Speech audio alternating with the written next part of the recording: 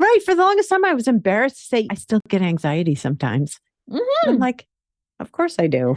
Yeah. I'm a human. Yeah. And that's that unrealistic expectation, which is a big part of the perfectionism and I Oh, think that's what comes up in us and as a therapist, that I'm meant to be the perfect therapist with no problems. And I have yeah. to say that's also something that's expected from us, from other people. So I think I do the best job I can of sharing my imperfections and telling Mm. people and telling, whether it's on social media or whether it's my client. I told a client something today. I mentioned, oh, yeah, I ask for help for my decisions. And they're like, wait, what? I was like, absolutely, I ask for help for decisions, especially big ones. I don't make them by myself. And they looked at me like, it's like, no, I don't Yeah. live Yeah. this life alone. And so I think that's so important. That's my tagline, is embrace your imperfections and Yes. authentically be you. Hi, I'm Biz Cush, a life coach and therapist, and your host here on the Awaken Your Wise Woman podcast. We're talking to women all over the world who found their way back to themselves, to their inner knowing, to their intuition, to their wisest self. We're exploring how to feel alive, authentic, engaged, and fully present in your life. Let's awaken your wise woman. Hi there. I'm Biz Cush, and this is my podcast. And I'm so excited that you're here. We have an amazing conversation with Bianca Hughes coming up. But before we jump into that, I wanted to let you know that there are just a couple of coaching spots available with me, one-on-one coaching to reignite your inner light. So if you're feeling overwhelmed or stressed, if you know that you are a highly sensitive woman that would like to feel more aligned and calm and at ease in your life, let's do this. Let's explore. Let's find out if working with me is the right thing for you. I love working one-on-one with women. It fills me up. It helps me feel fulfilled. It aligns with my values.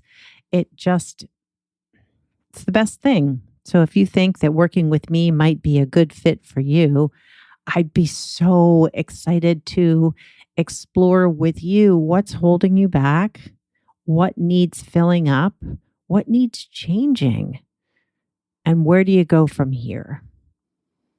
We will look into and explore your values, how they're aligned. Are they really driving your life at this point, or have they kind of been put to the side because of all the other important things that take up your life? But sometimes the values need to be brought back in intentionally. We'll look at your energy, where it's flowing out, where it's flowing in, because oftentimes we're giving a lot of our energy to things that just leave us feeling drained. And we will help you. We will work on tapping into your inner wisdom because it's there. We lose track of it sometimes, but it is there and it can help guide you in all parts of your life. And all of those things will help you feel more aligned and in tune with you, yourself. So I'd be honored to talk to you about working with me. And you can check out my website at elizabethcushcoaching.com. And once you're there, you can sign up for a free 45-minute discovery call to see if coaching with me is the right next step for you. So this week's conversation, Bianca Hughes, I was privileged, honored, excited to be a guest on her podcast, It Didn't Break Me, about a year ago. And you can find that on her website, and that will be included in the show notes. But today, she and I are going to be exploring perfectionism, procrastination, feeling more balanced and compassionate towards our imperfections, because we all have them, and how anxiety plays a role in all of those things. Bianca shared her own story about what brought her to this work, which was beautiful. I always love it when women are willing to share the vulnerable parts of their journeys. And we're going to really look closely at how your inner critic shows up when things don't go the way you planned, when things don't feel perfect, and how we can work on that within ourselves through compassion and kindness and care. So don't go away. Here's a little bit more about Bianca. Bianca Kesha Hughes is setting boundaries and breaking barriers. Known for authenticity and heart work services, Bianca is the ultimate trailblazer in the mental health and wellness field. As a therapist, coach, speaker, and podcast host, inspiring her audience to let go of the illusion of perfectionism. Bianca helps women overwhelmed with perfectionism connect to their inner selves to essentially embrace their imperfections and authentically be themselves. Her podcast, It Didn't Break Me, creates a space for honest and vulnerable conversations. Her guests share their stories on the messy stuff they didn't think they'd come back from, yet they are still here. She shares the transformation that has happened for her as she's learned to work with her imperfections, embracing them, and letting go of perfectionism. So let's jump into this conversation with Bianca Hughes. Hi, Bianca. Welcome to the Awaken Your Wise Woman podcast. I'm so excited to have you. I am excited to be here, Biz. I'm very excited. Yeah.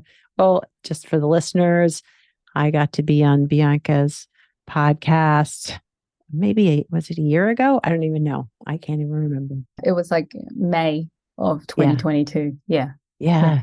And we had such a great conversation that I said, hey, you've got to come on my podcast too. So if you wouldn't mind telling listeners a little bit about you and what you do. So my name is Bianca Hughes. I am from London, but I live in Atlanta. I have done for the past 17 years. And a big part of what I do, just me as a person, is really breaking barriers and setting boundaries, and in particular, barriers of the mind. And the spaces I get to do that are as a therapist. So I have my practice, Authentically Be You Counseling, in speaking engagements, also on the podcast, It Didn't Break Me, in terms of interviewing guests and them sharing their stories of things they thought would break them. But it did. Again, notice the name Breaking Barriers.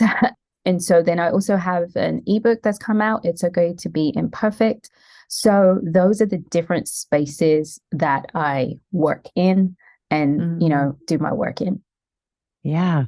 And so what got you doing? So I know you do work with boundaries, but perfectionism too. Like I know a lot of women can really push to do all parts of their lives perfectly. Yeah. And that can really cause a lot of distress. Yeah. But what got you to want to help with that? With perfectionism.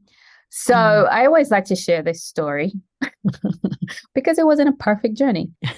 I didn't wake up and say, oh, I want to work with perfectionism. I actually wanted to work with men because I'd worked so much with women, mentoring. I'd worked in a home with women who were sex trafficked. So I'd done a lot of work with women. And so it's like, what about the men? They need some support. But I really felt like God, for me, laid it on my heart, was like, no, it's perfectionism. And I'm like, I don't want to deal with that. I'm over that. I don't want to have to look at myself. I don't want to have to bring these things up. Right. So there was some resistance.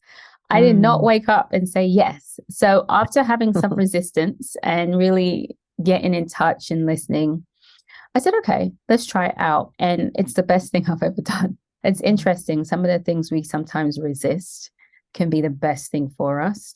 And I think it wasn't just for me, it was also for my clients, because to me, perfectionism, I like to say it's either in the driver's seat or in the passenger seat or in the trunk of your car or boot of the car, we like to say in England. And for me, at one point it was in the driver's seat, and now it's really more in the back seat, but it can creep back up. And so I think when it does creep up in me and I work through this stuff, it still means I'm in this space to continue to empathize, connect with the clients and help them, and not be like, this is you. I'm like, no, we're in this together. Yeah. Yeah. Really coming from a place of knowing what it's like to Mm-hmm. just be working with it all the time. I mean, Yeah. to me, perfectionism and anxiety go so Mm-hmm. closely hand in hand. And it wasn't really something I mean, that's something that has come to me just how deeply connected they Mm-hmm. are more recently in my life. And I could see how it can jump in Mm-hmm. perfectionism, even when you think, like, I've got this handled.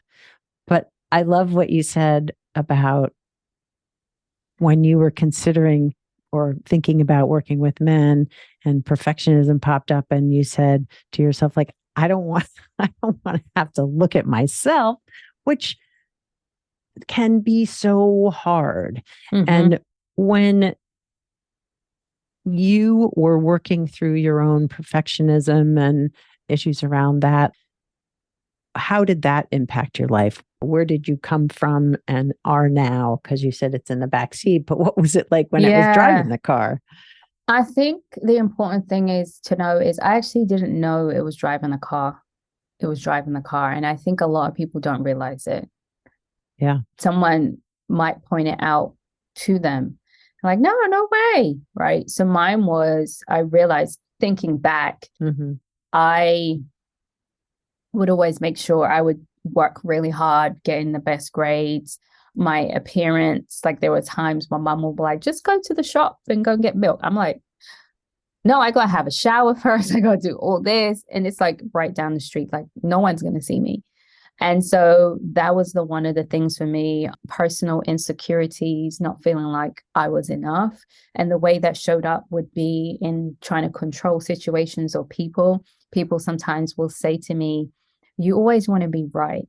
And the truth of the matter is, it wasn't about being right. I know this might make sense for some, but not for others, but it wasn't about being right. It was, I was afraid to be wrong because then I would experience rejection.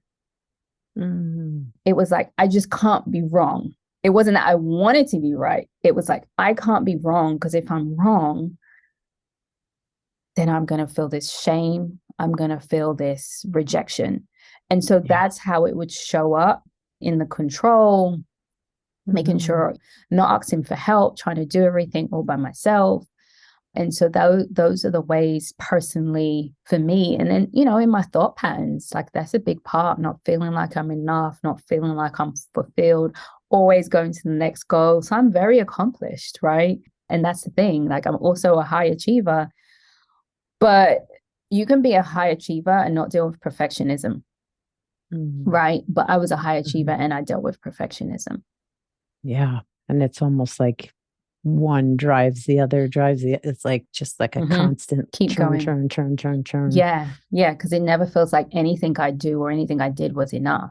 And so it Yeah. was really trying to connect my sense of worth to performance. Mm.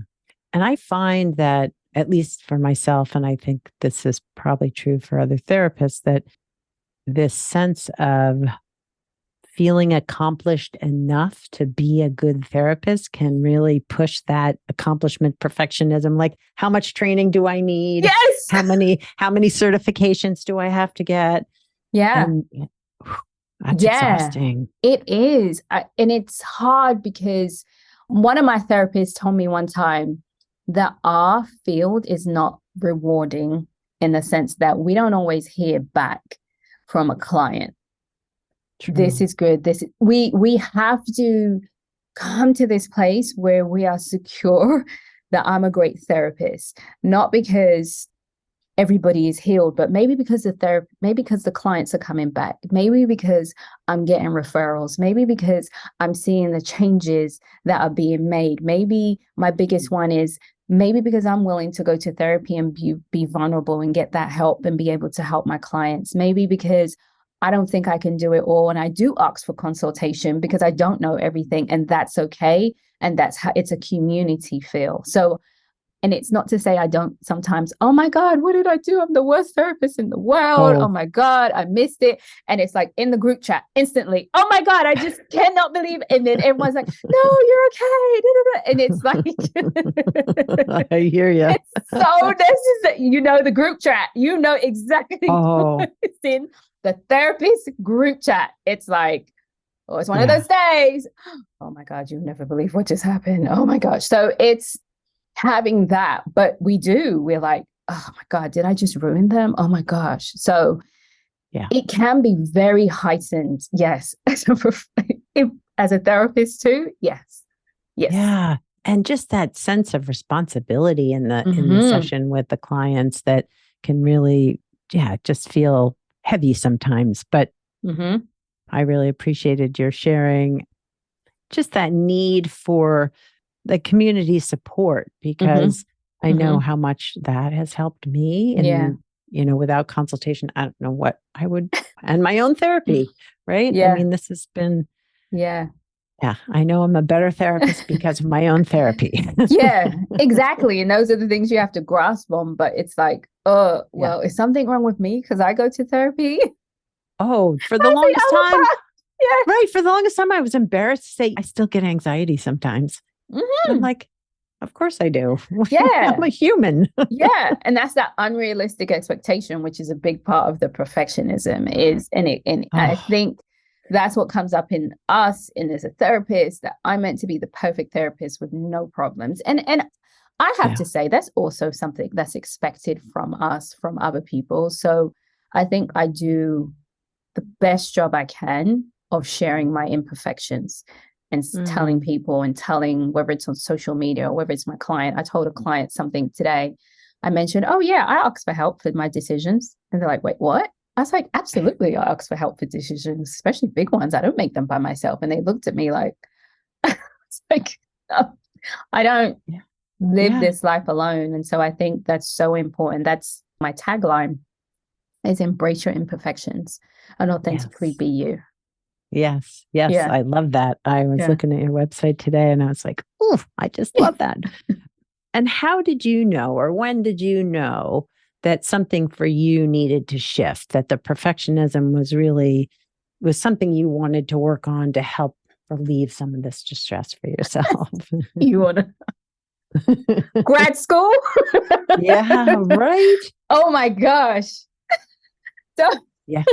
don't ever read the DSM and you're feeling the worst in your life because you will think you are every single diagnosis in the Oh my DSM. gosh. That is so I think true. it was That the is so DSM. I true. think it was between the DSM class, learning about diagnosis, and married the family class. I'm like, Okay. oh, something's not okay here. No, yeah, it was grad school. Grad Yeah. school. Yeah. I Yes, was going to say, I think absolutely.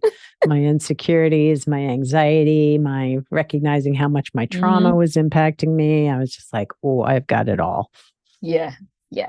So Yeah. that was a defining moment, and I had a great therapist, thankfully, who has done that, really helped me and uncover that. So that Mm. was what it was for me. Yeah. Yeah. Yeah. I hear you. I totally hear you. And so, for listeners who maybe are recognizing that perfectionism is something they need to work on or want to know more about, like, how do you help your clients embrace, and how have you helped yourself embrace Mhm. imperfection? Because Um, that, I know Brene Brown has that book, and I know a lot of people have heard Brown on imperfection and shame and all of that, but I think it's harder to really conceptualize as us for the everyday person. hmm. So the first thing is awareness, right? So we're talking about the definition. For me, is my definition is a consistent and exhausting cycle of trying to be enough.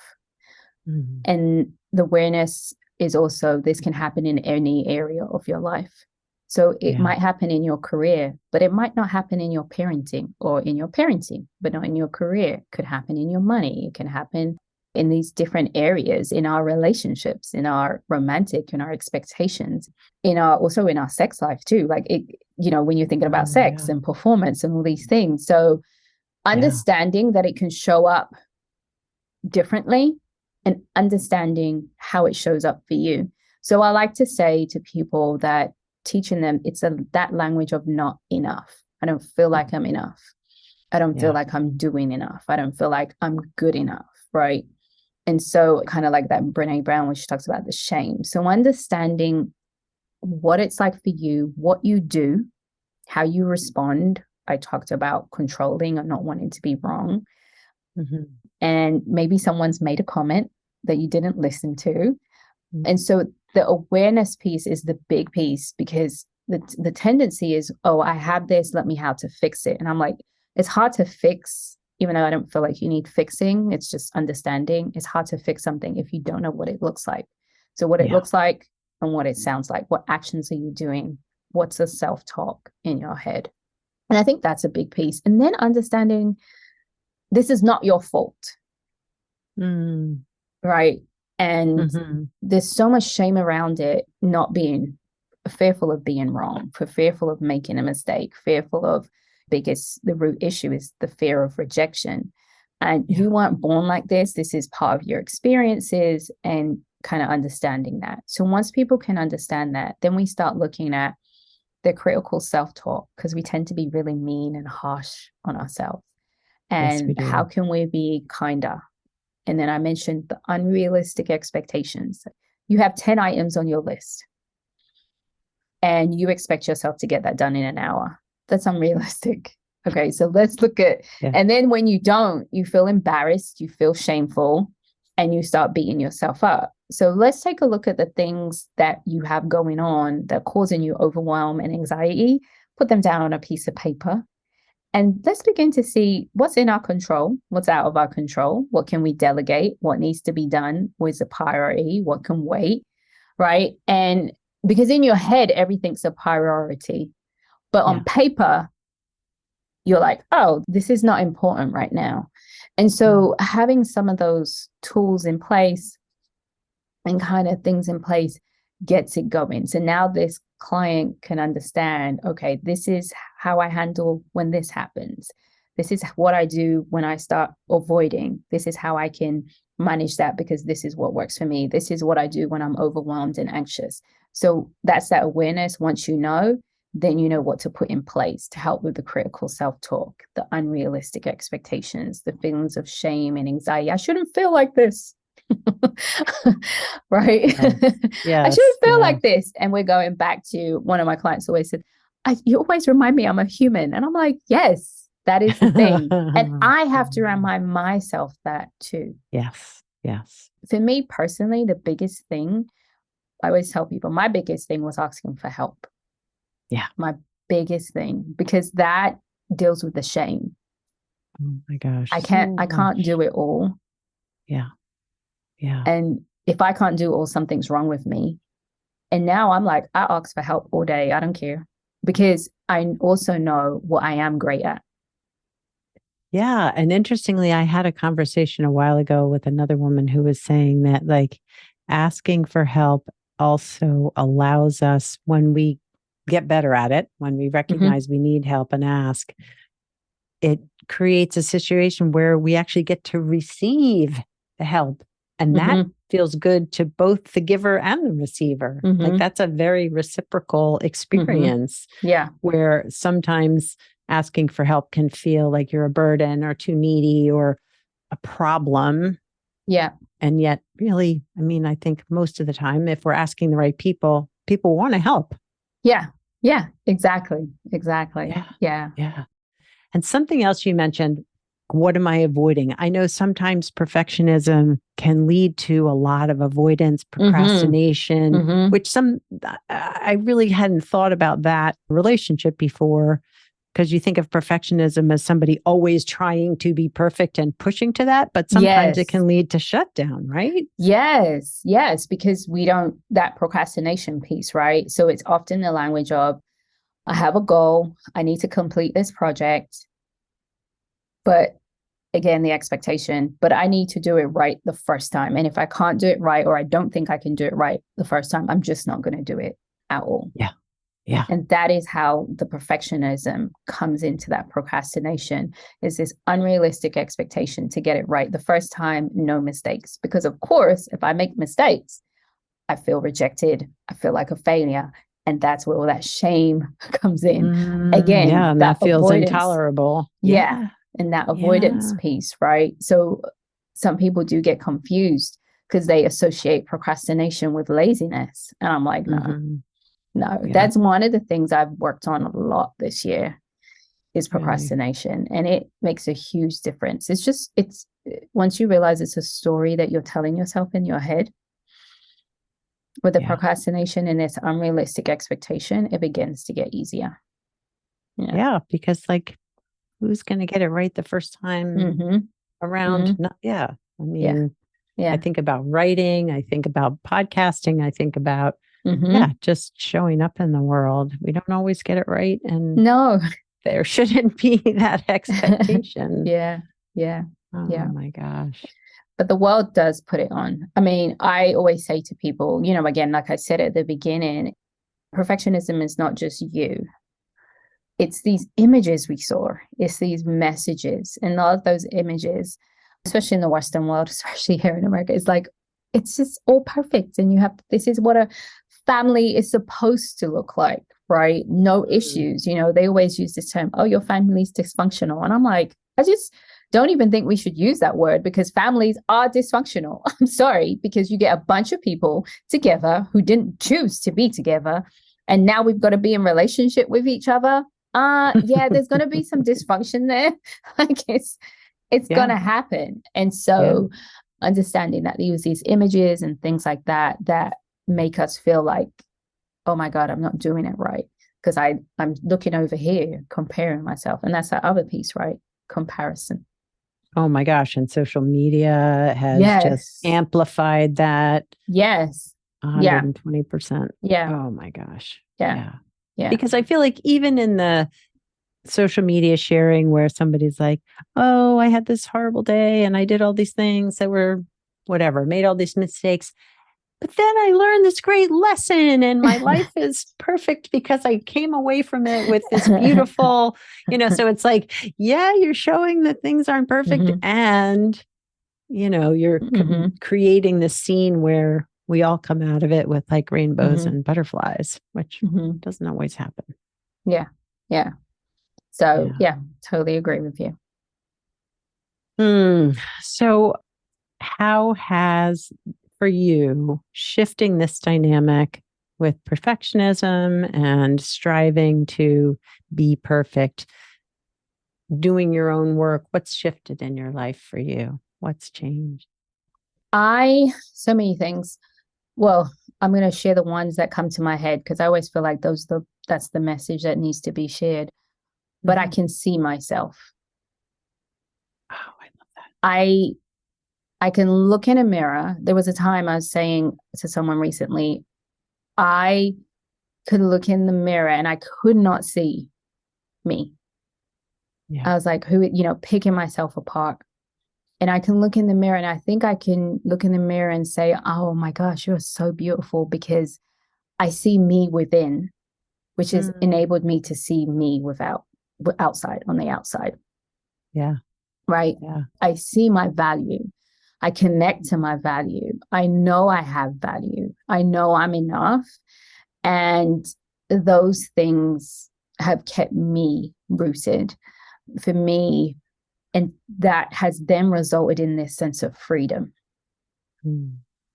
that I don't always have to be worrying about what other people think and I notice I said always, don't ever think I don't think about what is someone thinking, but I'm not always thinking about it. There's a Yeah. difference. I'm not Yeah. consistently. It's not hampering me to make everyday decisions, right?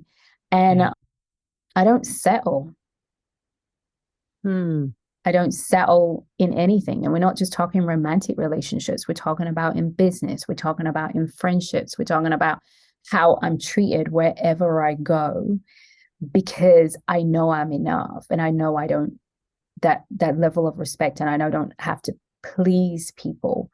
And so I don't do that. So I see myself, there's freedom. I don't settle. I talked about freely asking for help.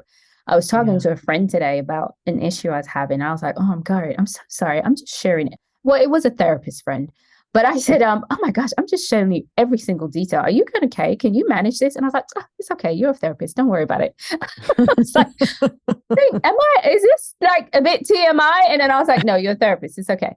But I'm at that point where I can be totally like, people say to me, oh my gosh, you are just so vulnerable. And I'm like, yeah, because that's what set me free. Wow. Wow. Mm-hmm. Mm-hmm. That's really beautiful. Yeah. And that's what we want. We want to see ourselves. We want to know our values.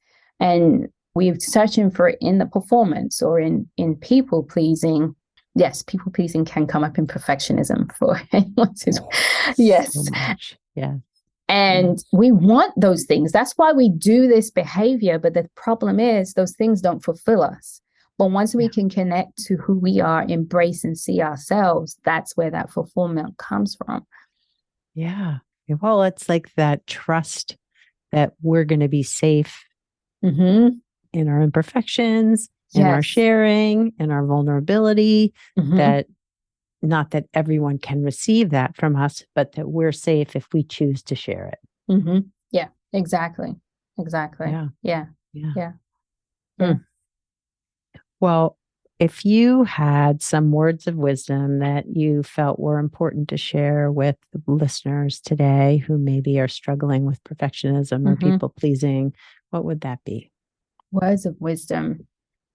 I can sit here all day and tell you that you're enough, but what gets in the way of you believing that you're enough?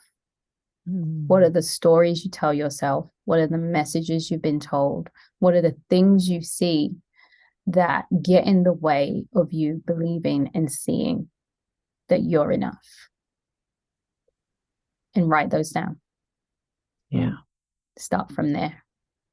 And it could be any situation. You could be really developed and really secure in who you are, but then a new area comes in your life and something new, and you feel insecure and you feel like an imposter.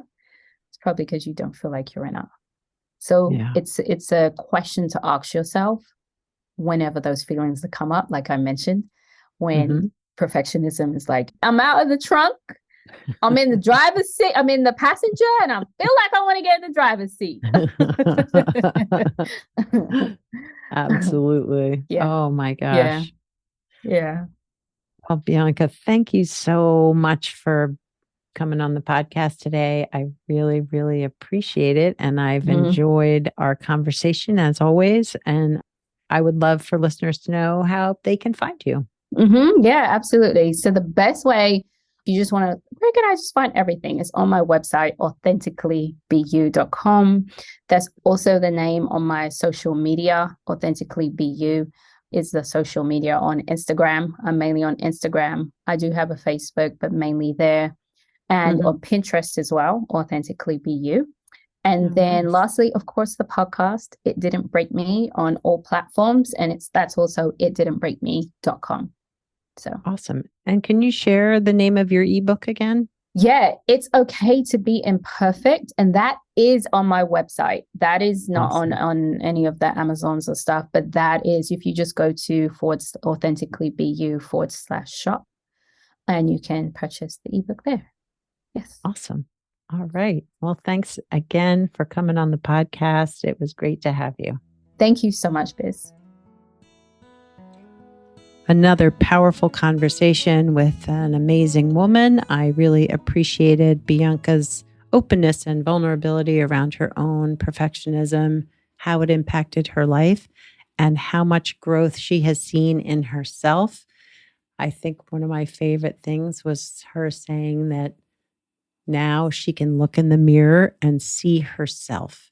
And I can completely relate to that sentiment, that as we work to heal our own wounds and see ourselves with true eyes, not the wounded eyes, not the not enough eyes, when we can see ourselves with love and compassion and care, it just shifts who we are in the world, in relationships, and in ourselves. So beautiful conversation. I hope you'll check out Bianca's website and book. And again, if you want to know more about the podcast, want to hear every single conversation as they go live every other week, you can sign up for the newsletter elizabethcushcoaching.com/sign up.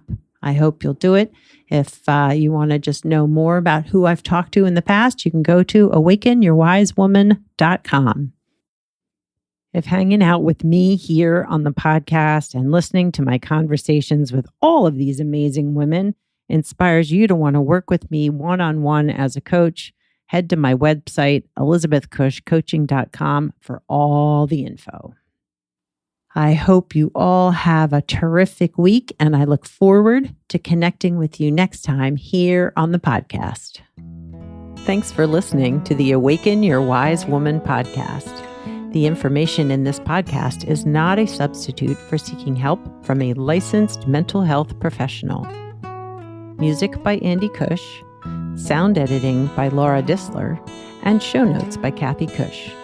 If you'd like more information about me, Biz Cush, and the resources shared today, go to awakenyourwisewoman.com.